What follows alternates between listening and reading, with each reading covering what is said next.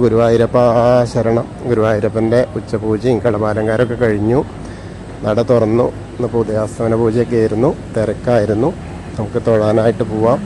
ആദ്യം തന്നെ കിഴക്കേ നടയിലുള്ള മഞ്ജുളാലിനെ ഒന്ന് പ്രദക്ഷിണം ചെയ്തു വരാം. അങ്ങനെ പ്രദക്ഷിണം ചെയ്ത് വരുമ്പോൾ അത്തിമര ഗണപതിയെയും ഒന്ന് വന്ന് തൊഴാം. അവിടെ വന്ന സർവ്വ വിഘ്നങ്ങളും തീർത്തു തരാനായിട്ട് പ്രാർത്ഥിച്ച് നമുക്ക് നേരെ വന്ന് ആ ഗോപുരവാതിൽ കടന്ന് അകത്തേക്ക് വരാം. അകത്തേക്ക് വരുമ്പോൾ ആ വാതിൽപ്പടി അങ്ങോട്ട് കയറുമ്പോൾ മേൽപ്പത്തൂരിൻ്റെ പീഠം കാണാം.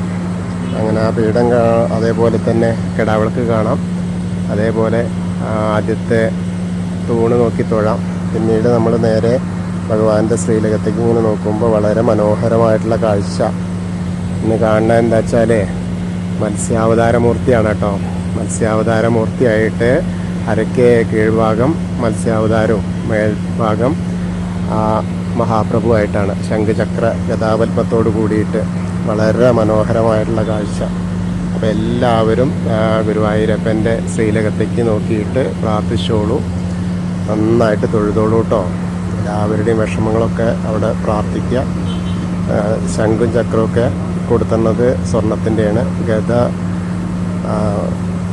ചന്ദനം കൊണ്ട് ചാർത്തിയിട്ടുണ്ട്. പത്മം ഒരു താമരപ്പൂവ് കൈ കൊടുത്തിട്ടുണ്ട്.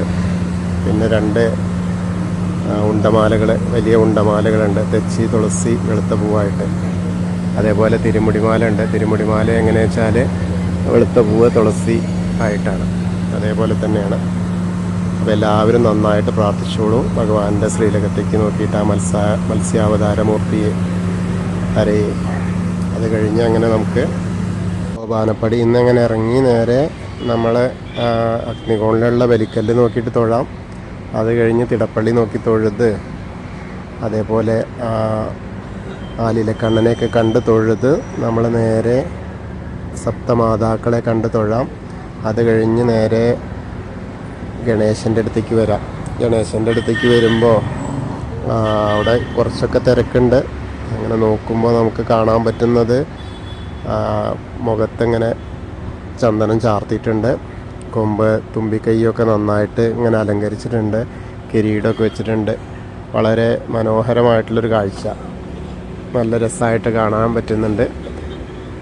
ധാരാളം മാലകളുണ്ട്. അപ്പം അങ്ങനെ ഗണേശനെ കണ്ട് പ്രാർത്ഥിക്കുക. എല്ലാവരും പ്രാർത്ഥിച്ചോളൂ കേട്ടോ. ഏകദന്തം മഹാകായം ദപ്തകാഞ്ചന സന്നിഭം ലംബോദരം വിശാലാക്ഷം വന്ദേഹം ഗണനായകം. അത് കഴിഞ്ഞ് സരസ്വതി ദേവീനെ തൊഴുക. സരസ്വതി നമസ്തുഭ്യം വരദേ കാമരൂപിണി വിദ്യാരംഭം കരിഷ്യാമി സിദ്ധിർഭവതു മേ സദാ.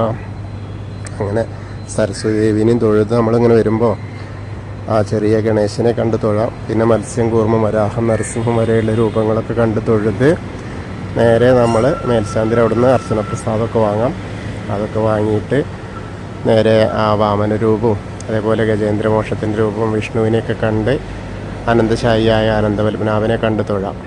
അങ്ങനെ അവിടെ വന്ന് തൊഴുമ്പോൾ നിറയെ പൂക്കളുണ്ട്. അപ്പോൾ നമുക്ക് ആ പാദത്തിൻ്റെ അവിടെ ഒന്ന് തൊഴാം. നല്ല മാലകൾ, വലിയ വലിയ ഉണ്ടമാലകൾ ഇങ്ങനെ ചാർത്തിയിട്ടുണ്ട്. അപ്പോൾ അത് കാണാം. അങ്ങനെ അവിടെ വന്ന് തൊഴുത് നമ്മൾ നേരെ ഓപ്പോസിറ്റ് ആയിട്ട് ശ്രീകോവിലിൻ്റെ പുറകു വശത്ത് വന്ന് സാഷ്ടാംഗം നമസ്കരിക്കുക. നമസ്കാരമൊക്കെ കഴിഞ്ഞ് നേരെ നമ്മൾ ബാക്കിയുള്ള ദശാവതാര വിഗ്രഹങ്ങളൊക്കെ കണ്ട് തൊഴാം. അത് കഴിഞ്ഞ് നേരെ മുരുകനെയും അതേപോലെ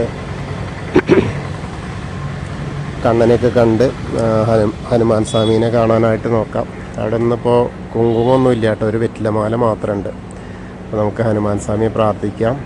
തോമസ്മിൻ കാര്യനിര്യാഗേ പ്രമാണം ഹരിസത്തമ ഹനുമാൻ യജ്ഞമാസ്തായ ദുഃഖക്ഷയകരോ ഭവ മനോജവം മാരുതതുല്യവേഗം ജിതേന്ദ്രിയം ബുദ്ധിമതാം വരിഷ്ഠം വാദാത്മജം വാനരയൂഥമുഖ്യം ശ്രീരാമദൂതം ശിരസാ നമാമി. ബുദ്ധിർബലം യശോധൈര്യം നിർഭയത്വം അരോഗത അജാഡ്യം വാക്പടുത്തം ഹനുമസ്മരണാത് ഭവേത്. ഓം നമോ ഭഗവതേ ആഞ്ജനേയായ മഹാബലായ സ്വാഹ. ഹനുമാൻ സ്വാമിയെ കണ്ട് തൊഴുത് അവിടെ നിന്ന് ഇങ്ങനെ വരുമ്പോൾ കാളിയമർദ്ദന രൂപവും ആ വെണ്ണക്കണ്ണനെയും രാധാകൃഷ്ണ വിഗ്രഹമൊക്കെ കണ്ട് ഓവിൻ്റെ അവിടെ ഒന്ന് പ്രാർത്ഥിക്കാം. ഓവിൻ്റെ അവിടെ നിന്ന് നേരെ നോക്കിയാൽ ആ താമരക്കണ്ണനെ കണ്ട് തൊഴാം.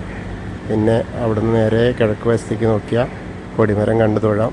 പിന്നെ നൃത്താറയും അതേപോലെ മണിക്കിണറൊക്കെ കണ്ട് തൊഴുത് കുറൂരമ്മേനെയും നാരദരെയൊക്കെ കണ്ട് തൊഴുത് അങ്ങനെ വന്ന് മേൽപ്പത്തൂരിനെയും തൊഴുത് വടക്കേ നടയിൽ കൂടെ പുറത്തേക്ക് വരിക.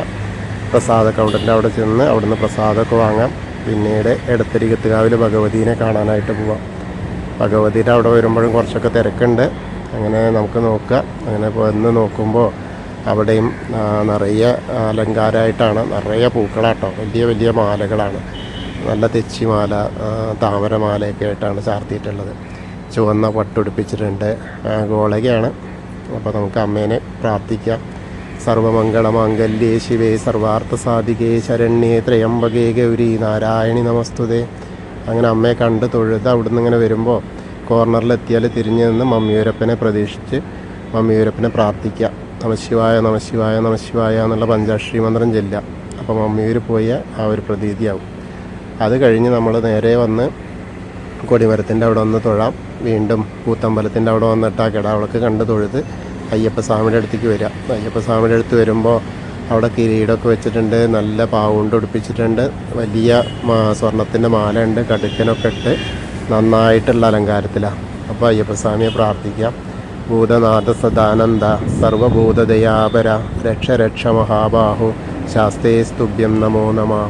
അങ്ങനെ അവിടെ കണ്ട് തൊഴുത് അവിടുന്ന് ഇങ്ങനെ വന്ന് പടിഞ്ഞാറ് നടയിലുള്ള ദീപസ്തംഭത്തിൻ്റെ മുകളിലുള്ള വേണുഗോപാലിനെ കാണാം. പിന്നെ കൊടിമരത്തിൻ്റെ മുകളിലുള്ള ഗരുഡധ്വജനെയും കണ്ട് നമ്മളങ്ങനെ വന്ന് കുളത്തെ രുദ്രതീർത്ഥ കുളത്തെ ഒന്ന് പ്രദക്ഷിണം ചെയ്യാനായിട്ട് വരിക.